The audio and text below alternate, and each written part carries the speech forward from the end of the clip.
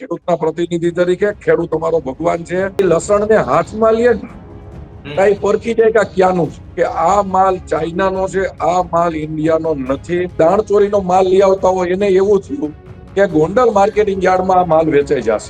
Gondal marketing યાર્ડની અંદર સૌરાષ્ટ્રનું લસણ આવે છે એવું નથી. ગૃહમંત્રી શ્રી, મુખ્યમંત્રી શ્રી તેમજ કૃષિ મંત્રીને જાણ કરવામાં આવી. કેન્દ્રમાં પણ અમે જાણ કરી છે. ખેડૂતોના લસણની હરાજી અત્યારે કન્ટિન્યુ ચાલુ છે. માર્કેટિંગ યાર્ડની પ્રોસેસ બધી ચાલુ જ છે. નમસ્કાર, ટાઈમ્સ ઓફ ઇન્ડિયા પર આપ સૌનું સ્વાગત છે. આજે એક બહુ ગંભીર વિષય ઉપર વાતચીત કરવી છે. તમે હમણાં સાંભળ્યું હોય તો હમણાં 2 દિવસ પહેલા ગોંડલના માર્કેટિંગ યાર્ડમાંથી ચાઇનીઝ લસણ મળી આવ્યું છે.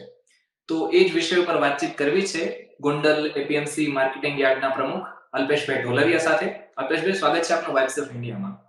નમસ્કાર ભાઈ. અલ્પેશભાઈ, સૌરાષ્ટ્રનું સૌથી મોટું અને ગુજરાતનું પ્રતિષ્ઠિત marketing yard Gondal marketing yard, અચાનક એમાંથી સમાચાર કેમ આવે છે કે ત્યાંથી ચાઇનીઝ લસણ છે મળી આવ્યું છે? આની પાછળના કારણો શું છે? કોણ કોણ લોકો હતા? અને આ આખી વિષયની બાબત જે છે એ જણાવો. આમ તો ગોંડલ માર્કેટિંગ યાર્ડ એક સાથે 44 થી 60 ખાદ્ય પદાર્થની ઓક્શન કરતું એશિયા ખંડનું મોટામાં મોટું માર્કેટિંગ યાર્ડ. એને હિસાબે આવા તત્વોને એવું થયું કે આજ માનો કે લસણ એવી વસ્તુ છે કે તમે સૌરાષ્ટ્રના માર્કેટિંગ યાર્ડમાં જાઓ તો 2 થી 3 માર્કેટિંગ યાર્ડમાં જ લસણ વેચાતું. એમાં એક ગોંડલ માર્કેટિંગ યાર્ડ એવું છે કે નબળી સીઝન ન હોય, માનો કે અત્યારે સીઝન નથી, 5 થી 10,000 ગુણી, અને જયારે સીઝન હોય ત્યારે 40 થી 50,000 બોરીનું ગોંડલ માર્કેટિંગ યાર્ડમાં વેચાણ થતું હોય. તો આ લોકો આજે આવા તત્વો છે કે જે દાણચોરીનો માલ લઈ આવતા હોય એને એવું થયું કે ગોંડલ માર્કેટિંગ યાર્ડમાં આ માલ વેચાઈ જશે. તો અમારા વેપારીઓ છે ને એની એટલી તાકાત હોય, પરખ શક્તિ હોય કે લસણને હાથમાં લે ને કઈ પરખી જાય કે ક્યાંનું છે. ગોંડલ માર્કેટિંગ યાર્ડની અંદર સૌરાષ્ટ્રનું લસણ આવે છે એવું નથી. ગોંડલની અંદર એમપી માંથી લસણ આવે છે, ઉટીથી આવે છે, હિમાચલ પ્રદેશથી આવે છે, કાશ્મીરથી આવે છે, અને સમગ્ર ગુજરાત અને ભારતમાંથી લસણ આવે છે. તો અમારા વેપારીઓ જેવો માલ આવ્યો એવો હાથમાં લીધો અને એને ખબર પડી ગઈ કે આ માલ ચાઇનાનો છે, આ માલ ઇન્ડિયાનો નથી. અમારા વેપારીઓ ભેગા થઈ ગયા, એને પત્રકાર મિત્રોને બોલાવ્યા અને મને બોલાવ્યા, અને મેં જોયું કે આ લસણ ખાવામાં પણ નુકસાન કરતા છે. એની અંદર એક પ્રકારની ફંગસ થાય છે. એ ફંગસની વાયરલ ઇન્ફેક્શન લાગે છે. એટલા માટે આ લસણ ખાદ્ય વસ્તુ જેવું નથી. દાખલા તરીકે દૂધી છે, તો દૂધી તમે મીઠી ખાવ તો એ કામ કરે, પણ કડવી દૂધી ખાવ તો બીમારી અને મૃત્યુ તરફ લઈ જાય. તો આ લસણ ખાવા લાયક નથી. એને હિસાબે 2006 થી ભારત સરકારે ચાઇનીઝ ગાર્લિક ઉપર બેન્ડ મારેલું છે. ઈ માલ અહીંયા આવ્યો, અમારા વેપારીએ જોયું, મેં પણ જોયું કે ઘણા વર્ષ પછી પહેલી વાર ખેડૂતોને લસણમાં સારો ભાવ મળે છે. અને આવા આવારા તત્વો દ્વારા આપણા ખેડૂતને ભાવ વેગુણા રાખવાનો કોઈ પ્રયત્ન કરી લઈએ તો અમે અહીંયા ખેડૂતોના પ્રતિનિધિ તરીકે બેઠા છે. આવું ક્યારેય ન ચલાવી, કારણ કે ખેડૂતને જગતનો તાજ કીધો છે. જગતનો ભગવાન છે, આપણો ભગવાન છે, અને અમે ખેડૂતના પ્રતિનિધિ તરીકે ખેડૂત અમારો ભગવાન છે. એના ભાવ આજે કોઈ તત્વો છેડા કરે એ અમે કોઈ દાડે સ્વીકારી ન લઈ.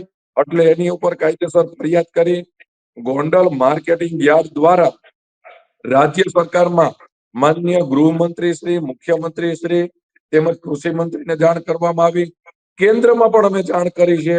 અને મને ખૂબ જ આનંદ થયો આપણી સરકાર ઉપર કે હું સરકારનો પણ આ તકે તમારા મીડિયાના માધ્યમથી સમગ્ર ગુજરાતના જનતાને જાણ કરવા માંગુ છું કે આ તકે હું સરકારનો ખૂબ ખૂબ આભાર માનું છું કે મેં જેવો રાજ્ય સરકારને મેલ કર્યો ને ત્યાંથી લગભગ 1 કલાકની અંદર 10 ગાડી અહીંયા આવી ગઈ.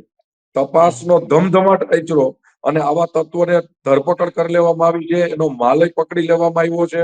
અને મને એ પણ સમાચાર છે કે કદાચ દિલ્હી સુધી, બેંગ્લોર સુધી આવો માલ જ્યાં જ્યાં ભારતમાં ઘુસાડ્યો હતો ત્યાંના ગોડાઉનો સીલ કરવાની કામગીરી ચાલુ છે અત્યારે. અલ્પેશભાઈ, કોઈ એક વ્યક્તિનું પણ નામ સામે આવ્યું છે કે એમના થ્રુ આ માલ અહીંયા પહોંચ્યો, તો એ વિગત થોડી જણાવજો. અમારે અહીંયા ઉપલેટાના કોઈ અલ્તાફભાઈ કરીને વ્યક્તિ હતા, એના નામનો ગેટઅપ થયો હતો, અને એનું જ અમે તરત જ અહીંયા એના ગાડી નંબર ડિટેલ થયા હોય. કારણ કે અમારું માર્કેટિંગ યાર્ડની અંદર એક પણ ખૂણો એવો નથી 400 વીઘાના એપીએમસીમાં કે અહીંયા સીસીટીવી કેમેરામાં સજ્જ ન હોય. તો અહીંયા જેવું વાહન એનું એન્ટર થાય છે ત્યાંથી માલખારી કરે છે એ બધું સીસીટીવી માં આવી ગયું. અમે તરત પોલીસને અમે આપી દીધું અને તરત એ રીતે એની ગાડીનું પણ ધરપકડ કરવામાં આવી, આ વ્યક્તિની ધરપકડ કરવામાં આવી અને એને ભારતની અંદર આવો નબળો માલ જ્યાં જ્યાં ઘુસાડ્યો હોય છે ત્યાં સરકાર અત્યારે એની ધરપકડ કરવાની શરૂઆત કરી દીધી છે. ઓકે, પોલીસ ફરિયાદ વગેરે પણ કંઈ થયું છે એવી કંઈક વિગતો મળી છે? હા, જે વેપારીને ત્યાં એને માલ ઉતાર્યો હતો એ વેપારીએ આવા તત્વો ઉપર ફરિયાદ કરી છે અને એ ફરિયાદના આધારે જ અત્યારે પોલીસ કામગીરી કરી રહી છે. પોલીસે આખી લગભગ 40 થી 50 પોલીસની ટીમ આવી હતી અને એને વિસ્તાર વાઇઝ આયોજનથી પહેલા આખી સિસ્ટમ સમજી અને આખી ચેનલને પકડવા માટે અત્યારે મોટી 50 પોલીસની ટીમ કામ કરી રહી છે. આ તમારા માધ્યમથી હું આવી ઇમરજન્સી ખેડૂતને લગતી કામગીરીમાં મદદ કરી એ માટે આપણા ગૃહ રાજ્યમંત્રી હર્ષભાઈ સંઘવીનો પણ આ તકે હું આભાર માનું છું. બરોબર. અલ્પેશભાઈ, આ વાત ખબર પડી એના પછી હરાજી વગેરે ચાલુ જ રાખવામાં આવી હતી કે હરાજી બંધ થઈ ગઈ હતી કે શું થયું હતું? ના, આ માલ હરાજી પહેલા જ આપણે પકડી લીધો હતો. આ માલ સાંજે 6 થી 7 વાગે પકડાઈ ગયો હતો. હરાજી બીજે દિવસ સવારે 8 વાગે હોય. માર્કેટિંગ યાર્ડમાં બીજું કોઈ એવું લસણ આવ્યું નથી.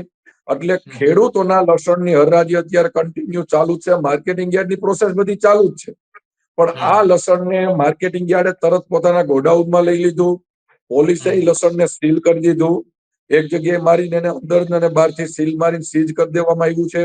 કારણ કે આ કોઈ લોકો જમવામાં ઉપયોગ કરે તો પોતાના પરિવારને જોખમમાં ન મુકાય એના માટે આ લસણના જથ્થાને પકડી લેવામાં આવ્યું છે. અલ્પેશભાઈ, આપ એપીએમસી માર્કેટિંગ યાર્ડના પ્રમુખ પણ છો ગોંડલના. તો ગુજરાતના બીજા પણ ખેડૂતો અને ગુજરાતના એપીએમસીના બીજા જોડાયેલા જે લોકો છે એમને ખબર પડે એટલા માટે મારે તમને પૂછવું છે કે તમે રાજ્ય સરકારને અને કેન્દ્ર સરકારને આ બાબતે રજૂઆત શું કરી હતી? અમે સરકારમાં રજૂઆત કરી કે આપણા ખેડૂતોને પહેલી વાર સારા ભાવ મળે છે. આપણો રાજ્ય અને આપણો દેશ ખેડૂત પ્રધાન દેશ છે. ખેડૂતોને નુકસાન કરતી કોઈ પણ વસ્તુ અહીંયા એન્ટર કરવામાં આવે તો આપણો ખેડૂતને નુકસાન જાય.